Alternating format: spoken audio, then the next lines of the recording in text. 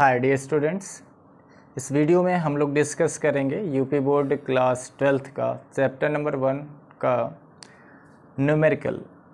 इससे पहले हमने आपको इस चैप्टर के आंकिक प्रश्नों का न्यूमेरिकल्स आपको प्रोवाइड किया था। एग्जाम्पल्स में जो क्वेश्चंस थोड़े टफ लग रहे हैं, हम आपको उन प्रश्नों का सॉल्यूशंस प्रोवाइड कराना चाह रहे हैं। तो कोशिश होगी हमारी कि आपको हम वो सारे जो टफेस्ट एग्जाम्पल्स दिए गए हैं बुक्स में, उन क्वेश्चनों को इस चैप्टर में कंबाइंड करके हम उसका सॉल्यूशन आपको प्रोवाइड कराएंगे। तो क्वेश्चन जैसा कि बोर्ड पर आपको दिखाई दे रहा होगा, ये क्वेश्चन बालाजी की बुक से है। उदाहरण का ये 12वां क्वेश्चन है। इसमें कहा गया है कि एक समबाहु त्रिभुज है हमारे पास, और समबाहु त्रिभुज की जो भुजा है वो 2 सेंटीमीटर है। तो एक समबाहु त्रिभुज बना लेते हैं आपको समझाने के लिए। ऐसे समझ लीजिए ये समबाहु त्रिभुज है जिसकी प्रत्येक जो साइड है वो 2-2 सेंटीमीटर की है, ऐसा वो दिया है। क्योंकि समबाहु त्रिभुज की एक खास विशेषता होती है कि ऐसा त्रिभुज जिसकी तीनों भुजा आपस में बराबर होंगी। बेसिक आपको ये चीज़ें पता होंगी। तो 2-2 सेंटीमीटर का एक समबाहु त्रिभुज दिया है, 2 सेंटीमीटर का। कह रहा है इसके तीनों कोनों पर, तो 3 कॉर्नर यहाँ दिखाई दे रहे हैं आपको, ठीक है। इस तीनों कोनों पर क्रमशः पहले वाले पे कह रहा है 10 माइक्रोकूलम का। चलिए यहाँ से स्टार्टिंग करते हैं। मान लेते हैं इस कोने पर, इस वाले जो कोना है कॉर्नर, इस पर 10 माइक्रोकूलम का, और दूसरे वाले पर 20 माइक्रोकूलम का, और जो तीसरा वाला कॉर्नर है उस पर -20 माइक्रोकूलम का चार्ज है, ठीक है। कह रहे कि 10 माइक्रोकूलम आवेश पर कार्यरत वैद्युत बल का परिमाण बताइए। जो 10 माइक्रोकूलम चार्ज यहाँ दिखाई दे रहा है आपको, इस 10 माइक्रोकूलम वाले चार्ज पर हमसे सवाल में कह रहा है कि इस पर नेट वैद्युत बल कितना कार्य कर रहा होगा, वो हमें फाइंड आउट करना है, ठीक है। तो जैसा कि हमने आपको इस चैप्टर में जब थ्योरी पार्ट कवर कर रहा था, तो उसमें हमने आपको बताया था कि जब आपके पास 2 अपोजिट चार्जेस दिए गए हों, तो अपोजिट चार्जेस में यानी विपरीत आवेशों में प्रतिकर्षण बल कार्य करता है, और यदि आवेश सजाती हों तो उनके बीच प्रतिकर्षण बल कार्य करता है, और यदि विपरीत हों तो आकर्षण बल कार्य करता है, ठीक है। यहाँ 10 माइक्रोकूलम और 20 माइक्रोकूलम यहाँ कुछ नहीं लिखा है, तो इसका मतलब ये अंडरस्टूड होगा कि इसके पहले प्लस साइन ऑलरेडी है, ठीक है। ये दोनों सजाती हैं, और इनके बीच यदि बात की जाए 10 और -20, तो ये दोनों विजाती हो जाएंगे क्योंकि चिन्ह विपरीत है। तो बात ये है कि इस 10 माइक्रोकूलम वाले चार्ज पे कितना नेट फोर्स लग रहा होगा, वही हमें फाइंड आउट करना है, ठीक है। तो आइए समझते हैं इसको कैसे सॉल्व किया जाएगा। तो ये जो 20 माइक्रोकूलम का चार्ज होगा, लेट सपोज इसका हम नाम दे देते हैं, इस समबाहु त्रिभुज का, इसका नाम है A, B और ये C। तो कल्पना करिए कि जो C वाला चार्ज होगा, जो -20 माइक्रोकूलम का चार्ज है, उसके द्वारा A वाले पर, जो A बिंदु है जिस पर 10 माइक्रोकूलम का चार्ज रखा गया है, इस पर कितना फोर्स और किस डायरेक्शन में लगेगा वो जानने की कोशिश करते हैं। तो ये जो 20 माइक्रोकूलम का चार्ज होगा, 10 माइक्रोकूलम का ये प्लस है और ये माइनस है, तो इनके बीच अट्रैक्शन फोर्स लगेगा। यानी ये 20 वाला जो होगा इस 10 वाले को क्या करेगा, अपनी तरफ अट्रैक्ट करने की कोशिश करेगा, जैसा कि आपको पता है, ठीक है। तो ये इसे अपनी तरफ खींचेगा इधर, और ये जो 10 वाला होगा वो खींचेगा इसे अपनी तरफ इधर, है ना। तो यदि दिशा दिखाने की बात करें, यदि हम डायरेक्शन की बात करें, तो देखिए ये वाला जो होगा 20 माइक्रोकूलम वाला जो फोर्सेज अप्लाई करेगा, इनके बीच यदि बल की दिशा की बात करें कि सर ये इस पे फोर्स लगाएगा तो उसकी दिशा किधर होगी, तो इनके बीच अट्रैक्शन फोर्स लगेगा भाई। धन और ऋण के बीच क्या लगता है, आकर्षण बल लगता है। ये बात तो आपको पता होगी, समझ पा रहे हो कि नहीं, ये बात आपको पता होगी। धन और ऋण के बीच क्या होता है, अट्रैक्शन फोर्स लगता है। तो ये ऋण वाला इस वाले पर जब फोर्स लगाएगा तो इसकी दिशा किधर होगी, उसकी तरफ, और ये प्लस वाला इस प्लस पे धक्का लगाएगा तो किधर होगा इसकी दिशा, इधर की तरफ। समझ में आ रहा है, इधर की तरफ। तो आपको समझ में आ रहा होगा कि विपरीत चार्जेस हैं, इसके वजह से ये माइनस वाला इस प्लस वाले को इधर की तरफ क्या करेगा, फोर्स अप्लाई करेगा, दिशा हो जाएगी इधर की तरफ, आप समझ पा रहे होंगे। और ये दोनों प्लस है, तो प्लस वाला इस पे क्या करेगा, इस 10 माइक्रोकूलम वाले चार्ज पर फोर्स लगा देगा इधर। तो हम मान लेते हैं कि C द्वारा A पर जो फोर्स लगाया जा रहा है इसका नाम F1 है, दिशा किधर होगी, C की तरफ। और जो 20 माइक्रोकूलम वाला होगा वो 10 माइक्रोकूलम पर जब फोर्स अप्लाई करेगा तो ये धन है तो ये इस पर प्रतिकर्षण बल लगाएगा, यानी ये इसको दूर ढकेलेगा, तो इसके कारण जो फोर्स अप्लाई होगा 10 माइक्रोकूलम पर उसे F2 मान लेते हैं। अब ध्यान से मेरी बात समझिएगा, आप समझने की कोशिश करिए। ये 10 माइक्रोकूलम का चार्ज है जिसे हम यहाँ लिख देते हैं, ठीक है, 10 माइक्रोकूलम का चार्ज। अब ऐसा आपको पता होगा कि जब दो बल आपको कार्य कर रहे होंगे किसी भी पिंड पर या किसी भी बिंदु पर, दो फोर्सेज यदि काम करते हैं तो इन दोनों बलों का जो नेट फोर्स होगा वहीं इन दोनों का परिणामी बल होगा, और 10 माइक्रोकूलम वाले चार्ज पर जो नेट फोर्स आएगा वहीं आपका नेट वैद्युत बल होगा। तो उसके लिए आपने कक्षा 11 में एक प्रमेय पढ़ा होगा, बलों के समांतर चतुर्भुज का नियम। इसके तहत आप ये जाने होंगे कि यदि किसी बिंदु पर दो या दो से अधिक फोर्सेज अप्लाई होते हैं, कार्य करते हैं, तो उनका जो नेट फोर्स होता है, यदि दो फोर्स काम वर्क कर रहे हैं और उनका परिणामी बल निकालना है तो वो समांतर चतुर्भुज के विकर्ण पर स्थित होता है, ठीक है। तो सबसे पहले हमें फोर्स निकालने के लिए ज़रूरत पड़ेगी दोनों फोर्सेस के बीच का एंगल कितना होगा। तो समबाहु त्रिभुज का प्रत्येक कोण 60 अंश का होता है, ये आपको पता होगा। यदि ये 60 डिग्री का है तो ये एक स्ट्रेट लाइन बन रही है, एक सरल रेखा बन रही है, और सरल रेखा पर 180 डिग्री का एंगल बनता है, ये आपको पता है। तो यदि पूरा 180 अंश का बनेगा और ये 60 है, तो हम आपसे पूछेंगे कि यहाँ से लेके यहाँ तक का एंगल कितना होगा, तो आपका जवाब हुआ सर 120 होगा, क्योंकि पूरा 180 बनेगा, यहाँ से लेके यहाँ तक का 180 होगा, उसमें यदि ये 60 है तो ये 120 ही बचेगा, क्योंकि 180 में से 60 घटा देंगे तो कितना आएगा 120। अच्छा जी, अब इन दोनों का परिणामी आपसे पूछा जाएगा तो कहाँ पे होगा, इन दोनों बलों का F1 और F2 का रिजल्टेंट, तो वो इनके डायगोनल पर होगा, इधर कहीं, ठीक है, इधर। ये जो F होगा ये इन दोनों बलों का क्या होगा, रिजल्टेंट फोर्स होगा, क्योंकि आप इसको जब बनाएंगे ना तो ला पैरालेलोग्राम जो है बलों का समांतर चतुर्भुज का नियम है वो यहाँ पे लागू हो जाएगा। अब आपको F1 निकालना होगा, F2 निकालना होगा, और जब F1 F2 आ जाएगा तो दो बलों के बीच का एंगल भी आपको पता है, इन दोनों बलों का जो परिणामी बल होगा वो भी आप आसानी से निकाल लोगे बलों के समांतर चतुर्भुज के नियम से। तो आइए F1 निकालते हैं। F1 कैसे निकालेंगे, तो आपको पता है यदि दो चार्जेज आपके पास हैं तो कूलम लॉ वहाँ पे अप्लाई होगा, जो कि फार्मूला आपके पास है 1/4πε0 Q1 Q2/r²। तो चूंकि हम परिमाण निकालने जा रहे हैं इस वजह से हम चार्ज का केवल और केवल मैग्नीट्यूड लेंगे, केवल और केवल हम परिमाण लेंगे, साइन से हमें कोई मतलब नहीं होगा। Q1 का वैल्यू कितना होगा 20 माइक्रोकूलम, इसे कूलम में चेंज करेंगे तो यह जाएगा 20 × 10⁻6, ठीक है, क्योंकि 1 माइक्रोकूलम में होता है 10⁻6 कूलम, तो 20 माइक्रोकूलम में होगा 20 × 10⁻6। Q1 और Q2 कितना है 10 माइक्रोकूलम, तो Q2 को रखेंगे 10 माइक्रोकूलम, तो 10 × 10⁻6 हो जाएगा, क्योंकि कूलम में चेंज करेंगे। अपान बीच की दूरी का स्क्वायर, बीच की दूरी 2 सेंटीमीटर से कन्वर्ट करेंगे तो 2 × 10⁻2 हो जाएगा, क्योंकि 1 सेंटीमीटर में 10⁻2 मीटर होता है, तो इसका वर्ग हो जाएगा, ठीक है। फार्मूला आपको याद है, बेहद हमें पता है। यदि फार्मूला आपको नहीं पता तो हम फार्मूला भी यहाँ लिख देते हैं। F = होता था 1/4πε0 Q1 Q2/r², ठीक है। देखिए जी, तो मान रखेंगे इसमें, फिर इसको सॉल्व करेंगे तो F1 का वैल्यू आएगा 1/4πε0 का वैल्यू आपको याद होगा 9 × 10⁻9। Q1 और Q2 का यदि वैल्यू गुणा करें तो 20 का यदि 10 में गुणा करेंगे तो आ जाएगा 200, और 10 पे 6 और 10 पे घाते 6 को ऐड कर देंगे तो आ जाएगा 10 पे घाते -12। अपन इसका स्क्वायरिंग करेंगे तो 2 का 4 हो जाएगा, और घात पे घात है तो घात का गुणा कर देंगे तो 2 दूना के 4 हो जाएगा। तो यहाँ से F1 का वैल्यू फाइंड आउट यदि करने की कोशिश करें तो देखिए 4 से इसे कटा दे 200 को, तो ये 4 × 5 = 20 यानी 50 आ जाएगा। 50 का 90 में गुणा कर लेंगे तो 9 × 5 = 45, 450 हो जाएगा।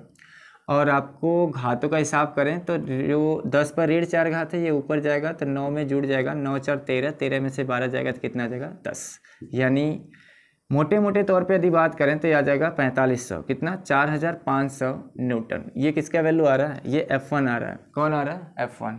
ऐसे ही क्या निकालेंगे, F2। तो F2 के लिए भी वही फार्मूला इस्तेमाल करेंगे। F2 किसके बीच लग रहा है, तो वो A और B के बीच में जो फोर्सेज लग रहा है, रिपल्सन फोर्स, वो F2 है। इसका वैल्यू कैसे निकालेंगे, तो आएगा 1/4πε0 Q1 Q2/r², Q1 Q2/r²। यहाँ से 1/4πε0 का वैल्यू आपको पता है 9 × 10⁻9 होता है।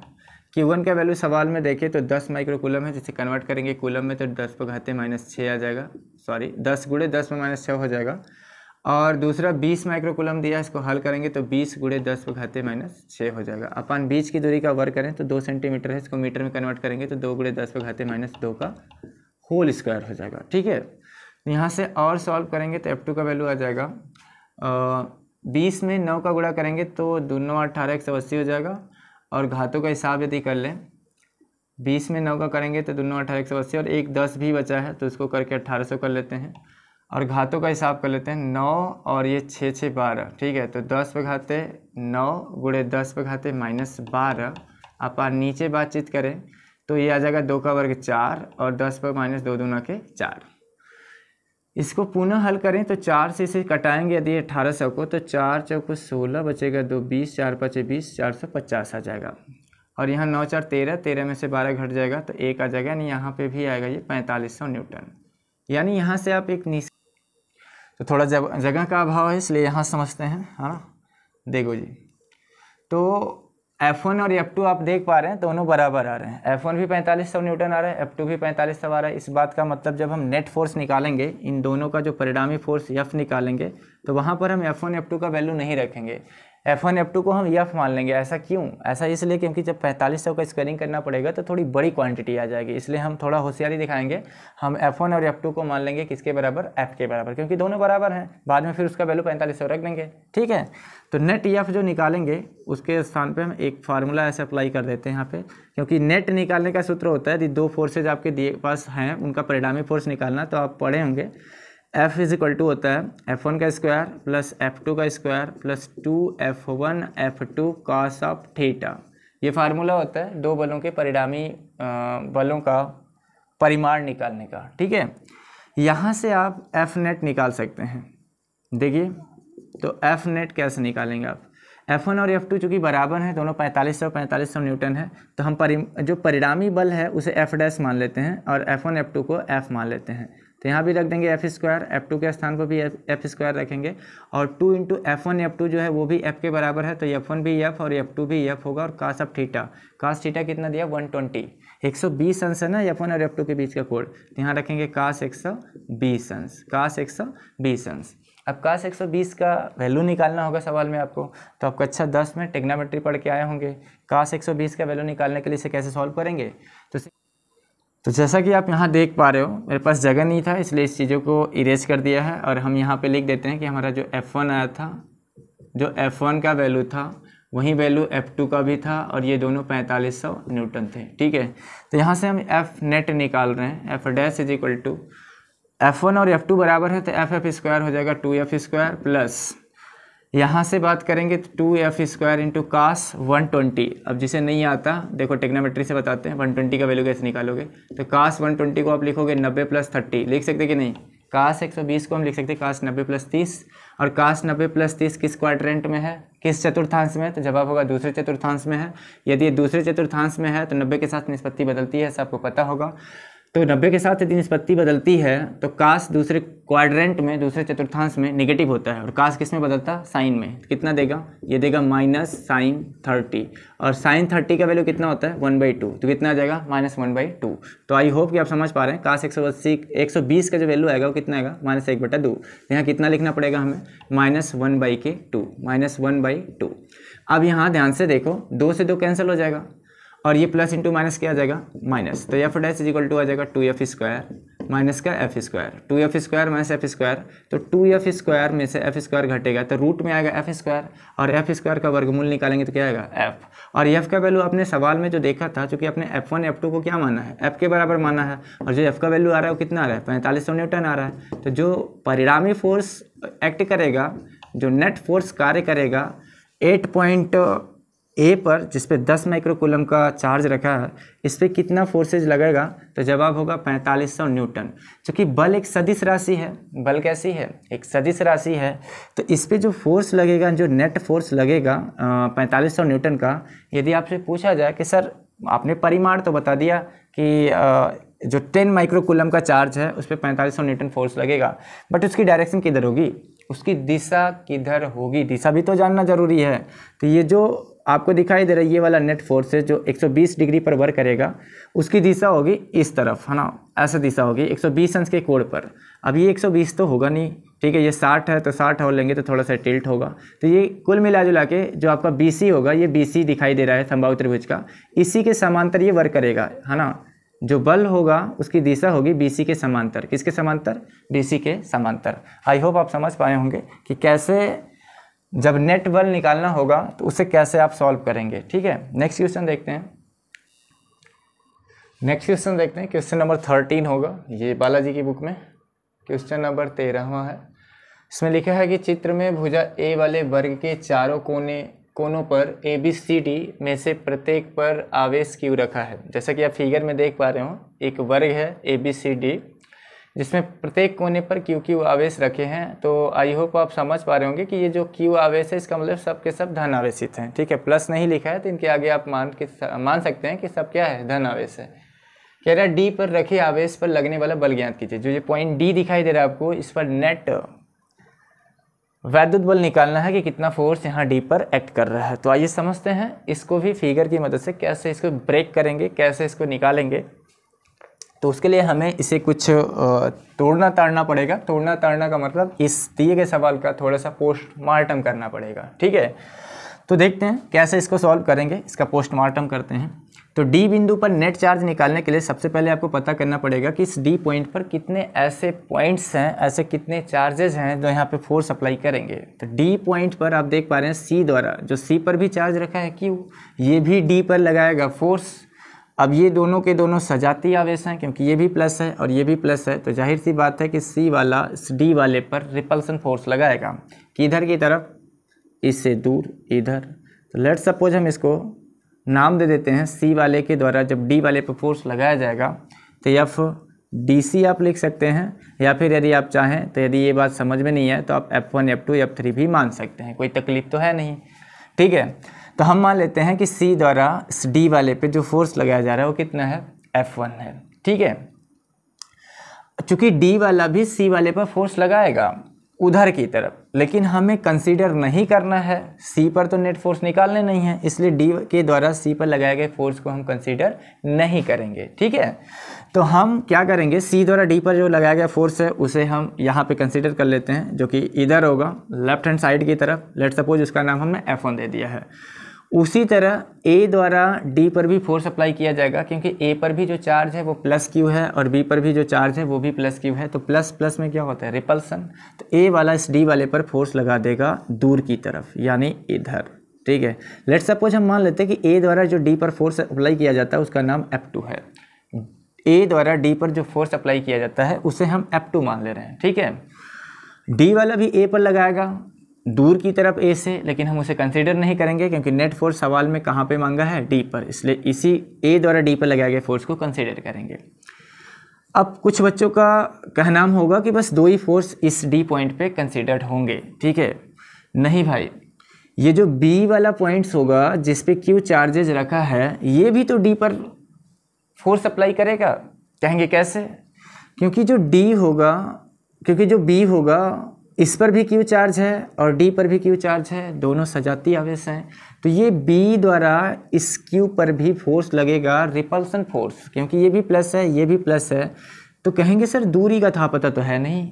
तो भाई ये स्क्वायर है, ये क्या है? ABCD एक वर्ग है।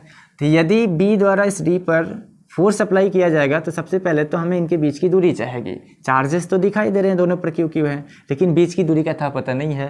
तो हम क्या करेंगे, इनके बीच की डिस्टेंस निकाल लेंगे। इनके बीच की डिस्टेंस निकालेंगे। ये जो डिस्टेंस होगी ये वर्ग का क्या होगा? विकर्ण होगा। तो यदि आप समझ पा रहे हैं कि वर्ग का जो विकर्ण होगा वो कैसे निकालेंगे, तो वर्ग का प्रत्येक कोण 90 डिग्री का होता है, ये बात आपको पता है। तो फिगर की मदद से यदि आप समझें तो BCD एक राइट एंगल ट्रायंगल बनेगा। जो BCD है एक समकोण त्रिभुज बन जाएगा, और समकोण त्रिभुज यदि बन रहा है तो हम इसमें पाइथागोरस अप्लाई कर सकते हैं। तो ये जो BD होगा ये आपका कर्ण हो जाएगा, और जो DC है वो आधार होगा, और BC आपका लंब हो जाएगा। तो पाइथागोरस प्रमेय अप्लाई करके यदि हम आपसे BD का वैल्यू पूछेंगे तो आप कहेंगे सर BD का जो स्क्वायर आएगा वो बराबर रहेगा किसके? BC के स्क्वायर के प्लस DC के स्क्वायर के। बोले तो कर्ण का वर्ग बराबर लंब का वर्ग धन आधार का वर्ग।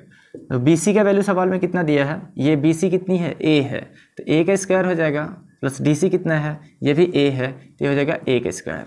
ठीक है, A कितना का स्क्वायर? 2A का स्क्वायर हो जाएगा। तो हमें तो ओनली BD चाहेगा, तो BD बराबर रूट ओवर चल जाएगा 2A स्क्वायर। तो BD बराबर बात करेंगे तो A का स्क्वायर निकल जाएगा A रूट से बाहर और रूट में फंस जाएगा 2, यानी डायगोनल का वैल्यू पूछा जाए तो a√2 आ जाएगा। डायगोनल कितना आ जाएगा, यानी बी कर्ड कितना आ जाएगा, तो आ जाएगा a√2। ए करडी में 2 आ जाएगा बी कर्ड। तो आपको दूरी पता लगे ना, बी से डी की दूरी तो पता लग गई। अब ये वाला प्लस चार्ज है, ये भी प्लस चार्ज है, तो जाहिर सी बात है कि जो बी डी द्वारा जो फोर्स लगाया जाएगा बी के द्वारा डी पर, वो भी रिपल्सन फोर्स होगा, वो इससे दूर होगा, इधर होगा। ठीक है, यानी इसको हम F3 मान लेते हैं। किसको, जो बी द्वारा डी पर फोर्स लगाएगा उसे हम F3 मान लेते हैं। अब कहेंगे सर 3 फोर्सेज हो गया, इसको कैसे सॉल्व करेंगे, तो मेरी बात समझो। यहाँ पर आप देख पा रहे हो कि जो ए के द्वारा डी पर फोर्स लगाया जा रहा है उसका नाम F2 है, और सी के द्वारा जो डी पर फोर्स लगाया जा रहा है उसका नाम F1 है। चूँकि शर्त ये है कि जो ये वर्ग है इसकी प्रत्येक भुजा तो आपस में बराबर है। यदि भुजाएं बराबर हैं और दूरियां आपस में बराबर हैं, भुजा बराबर का मतलब दूरियां बराबर हैं और चार्ज का परिमाण भी बराबर है, तो इस बात का मतलब होगा कि जितना F1 आएगा उतना ही कौन आएगा, F2 भी आएगा।